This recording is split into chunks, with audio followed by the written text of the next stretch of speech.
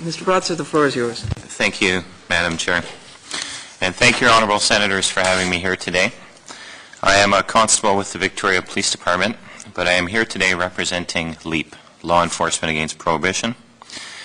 LEAP is an international non-profit organization of cops, judges, prosecutors, prison wardens who want to gradually legalize and regulate drugs. I don't support or encourage drug abuse or breaking the law. However, after decades of heavy enforcement, we see that in the United States, in Canada, and around the world, our drug laws have failed to keep illegal drugs out of the hands of our children. I'm here off duty, and what I say does not represent the official views of my police department. However, my experiences as a police officer certainly inform my testimony today. I've been on the job for 4 years now, and before that I was a jail guard in city cells for 2 years. What city, sir? Victoria Police Department in British Columbia. I'm not an expert in drug policy or psychiatry, nor am I a social worker, a counselor, a medical doctor, or a scientist.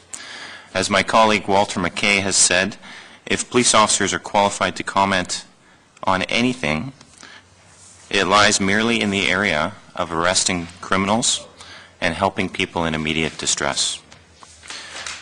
I've been speaking publicly about drug policy for 1 year now, and at the end of this year, I've come to the conclusion that Canadian law enforcement agencies are obsessed with chasing drugs. And yet our professional understanding of basic drug policy issues within law enforcement is very low. Therefore, I would urge the committee to place more weight on the testimony of real experts, some of whom have already appeared before the committee, rather than law enforcement officers such as myself. And before adding new legislation, we must also consider what our current drug laws have done to the vital profession of policing. In my experience, it has divided officers from the communities we serve. It has alienated us from young people, sent our call loads through the roof, placed huge financial strains on our budgets. It has resulted in drug-related police corruption, even though the overwhelming majority of officers are good, honorable men and women. And sometimes officers have been injured or killed while executing our drug laws. I have reviewed Bill C-15 in its current form. I consider it a small step in the wrong direction. And here are a few of my anticipated outcomes for this bill. First and foremost, law enforcement will direct more energy into drug enforcement because it's natural for officers to focus on investigations where they perceive they will gain the greatest rewards for their efforts. There is finite investigative capacity within Canadian law enforcement. So it matters what police officers choose to investigate. The creation of mandatory minimum sentences in Bill C-15 provides incentives for police officers to investigate drug offenses rather than sexual offenses, bank robberies, internet child luring, identity theft, and other crimes that do not have minimum sentences. I believe this bill will cast a wide net against marijuana growers, whether the grows are large or small, whether they are indoor or outdoor, whether there are children present, whether they are for personal use, whether there are hazards, legitimate, genuine hazards present or not. I believe that individuals who do not require treatment will seek treatment through a drug treatment court program simply in order to avoid the mandatory minimum sentence. This will reduce opportunities for those who do genuinely want and need treatment. I believe that provisions regarding criminal organizations will be difficult to prosecute and rarely used, owing to the inherent difficulty of proving the existence of an organized crime group in a court of law. I believe this bill will drive more drugs into the hands of youth by encouraging adults to recruit young people as drug dealers. In my job, I routinely see young people caught selling cocaine and other drugs in the worst parts of my city. The penalties for young people caught selling drugs are rightfully less severe than for adults. Therefore, this bill will likely encourage dealers to approach vulnerable teenagers and manipulate them into the drug trade. And I know that this bill has provisions for people who use the services of minors in the commission of an offense, but let's be honest, how are we going to prosecute those people?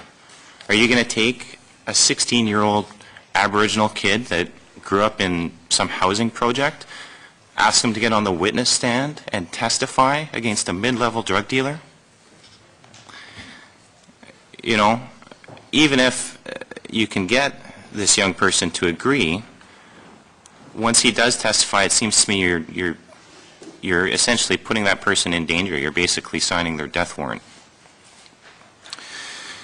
I believe traffickers who are victims of drug rips and home invasions will be less likely to call the police, knowing that they may face a mandatory minimum sentence. And this is important because they will be more likely to take retaliation into their own hands, resulting in spiraling violence and bloodshed across Canada. I believe that the brightest and most cunning drug dealers will enter into relationships with law enforcement agencies as confidential informants. They will use this legislation to imprison their competition and strengthen their own positions within the black market.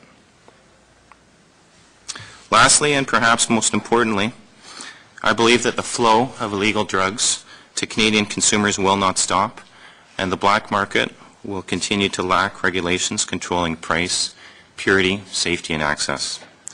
So my views on this bill are simple. C-15 is incompatible with law enforcement against prohibition's position on drug policy, and frankly, there is no way to reconcile the two views. However, if some form of this bill is going to pass, I would encourage you to strengthen the reporting provision. As you know, Section 4 of Bill C-15 introduces a provision that requires a review of the Controlled Drugs and Substances Act after 2 years, as well as a report to Parliament. 2 years is a long time in politics, but it is a short time in the criminal justice system.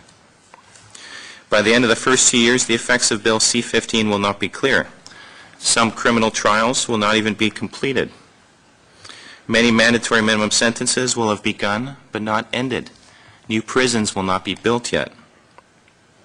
We will not have a good idea of the true costs involved, nor of the impact, if any, on cross-border smuggling, crime rates, drug use rates, overdose rates, or any of the other issues this legislation may affect.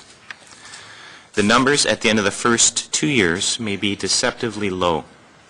It therefore may be valuable for lawmakers to consider additional reviews and reports at the 4-year mark, the 7-year mark, and the 10-year mark for a total monitoring period of 10 years.